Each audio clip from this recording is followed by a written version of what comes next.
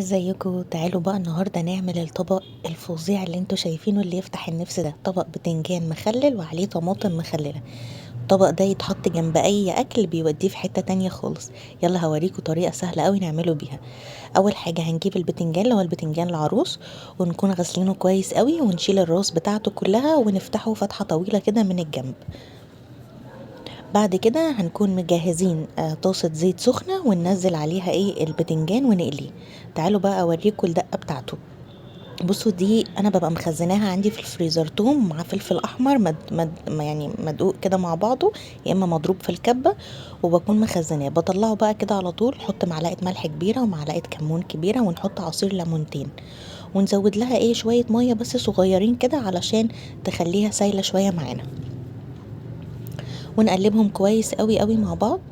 بعد ما قلينا البتنجان بقى وطلعناه، طبعا لو عايزين تعملوا كمان فلفل مقلي بيبقى حلو جدا، فلفل رومي او حامي اي حاجه. الناس اللي بتحب البتنجان مسلوق برضو بيبقى حلو، بدل ما تزودوا ميه عاديه هتاخدوا ميه من سلق البتنجان وتحطوه على نفس الدقه. كده هو البتنجان بطلعه وبفتحه كده كله، وبنزل عليه بقى بالمعلقه كده بالدقه بتاعتي اللي انا عملتها. الطبق ده بقى جنب طبق فول، جنب طبق مكرونه، اي حاجه، طعميه، اي حاجه، فطار، غدا، بيبقى حلو جدا وبيفتح النفس قوي على الاكل.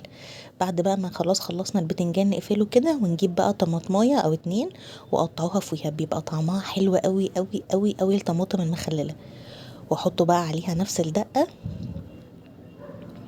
وبس بقى هيبقى معاكم طبق جبار هتقعدوا تاكلوا فيه طول اليوم.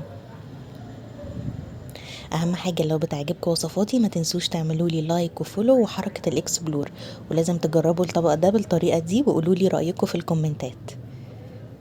وما تنسوش لينك قناه اليوتيوب بيبقى موجود تحت في الديسكريبشن، هستناكم على القناه بتاعتي. وبس كده، يلا باي باي.